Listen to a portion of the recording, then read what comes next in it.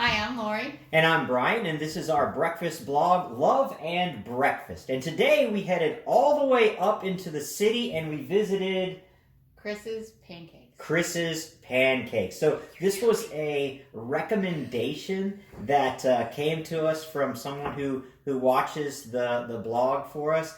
And I tell you what, it was a drive up there, but it was a good adventure, I think, today.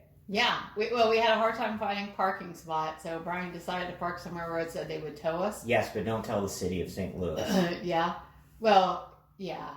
I think it was the restaurant hadn't opened yet, so we figured we were safe because it was a barbecue place across the street. Yeah. And but he heard from a good source it might be worth it for the tow fee. So yeah, so it might have been an expensive breakfast, but thankfully the truck was still there, and we got back in time to film this today. And here's what I like about Chrissy's, and I'll get your first impressions here in a second. I keep saying Chris's Pancakes in St. Louis is that.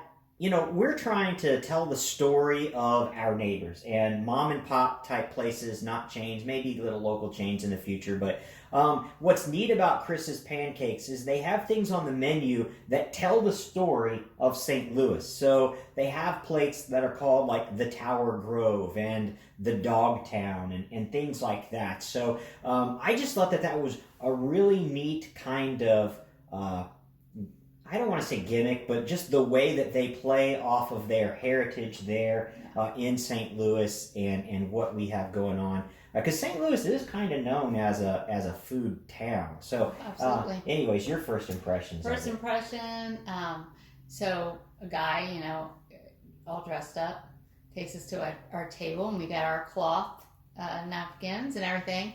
And then this sweet old Italian man comes out and asks us what we want. Mm-hmm. His accent was so thick, I wasn't sure what he was asking me for, but he was adorable. Mm-hmm. And then his T-shirt was awesome. We really wanted one, but they don't make them anymore. It was a skull head that looked like eggs. Uh-huh. And then the crossbones. The crossbones were bacon. It was bacon, yes. And I so want to be the breakfast pirate. That's I want that. So we really needed that T-shirt. They sell a new one, but the pirate is smiling. And I'm not so cool with the tagline, "What's shaking bacon?" I want to be the breakfast pirate. Shaking bacon. Yeah. So. Yeah. So it was neat. The menus look like wood. The front of them, and so I really liked that, and it's just really family oriented. Same thing. Our waitress, he keeps messing the name up because our waitress's name was Christina, so that's why. That's a good excuse. I don't know if that's why, but there was plenty of seating, although they are clearly one of those places that is trying to go post-COVID because there was a lot of people in there, as you can see. From the pictures there. But, and here's the funny thing. I made a big deal about the names, and of course those names reflect the ethnicity of those dishes. So the Dogtown is going to kind of be more of an Irish kind of thing and stuff like that. But neither one of us took advantage of those kind of dishes today. So what did you have? So I chose mine based on a healthier choice because I'm trying to lose weight. Yes, so be praying that goes well for her. Otherwise, we have to kind of put these on pause. Yeah, so if I gain 3 pounds from eating this healthy choice, we're going to be skipping a couple of weeks. But I didn't want to give up my date, so I thought, okay, this is going to be an experiment. So I don't want a tofu date. So no, I don't want that. Keep the 3 pounds off. No, I do. So I looked at the menu, and they had a really good online menu, so that helped me plan ahead what I wanted to eat. And so I got a wrap that had turkey sausage, spinach, egg white, and cheese.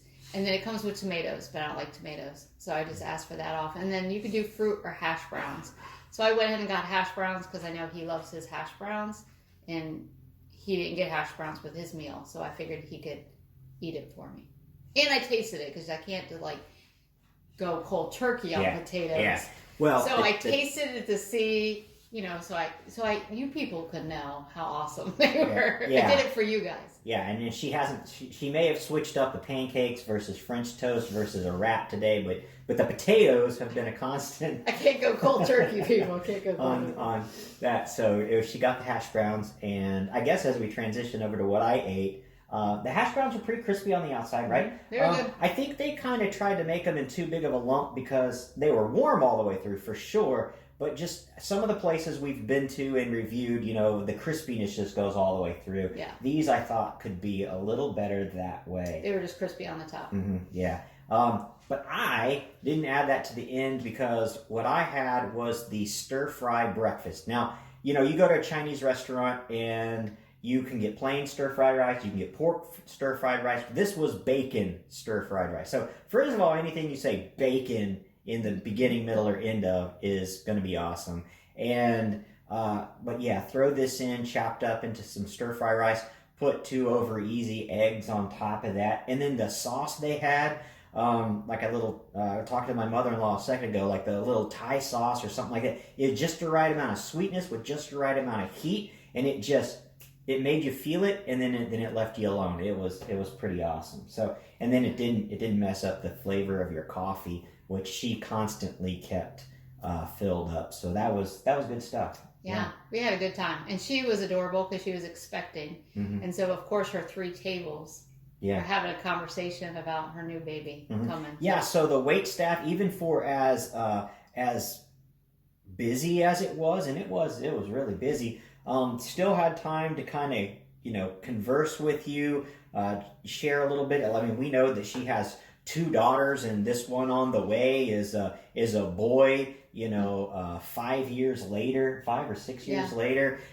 So, you know, you get a little bit of flavor of that. Like I said, this place has been around since the 50s, so a little bit of that story comes out as you are being served there. And then on top of that, to just be great food. So, Fagel family, thank you for recommending Chris's Pancake House. We had a great time there, from the food to the atmosphere and to the wait staff. Oh, and I had leftovers, so I only ate half my burrito. So somebody here will enjoy the other half. Yeah, so. Probably a 21-year-old redhead. But so, well, as he enjoys that, hopefully you guys enjoyed this video. Thanks for joining us again this week. Please like, subscribe if you're watching this on our YouTube channel, and comment either on Facebook or YouTube. Let us know how you're enjoying these things. And, of course, if you have any recommendations of places for us to visit. Anyways, Lori, you want to say goodbye? Yep, you guys have a great weekend. All right. God bless. Bye-bye.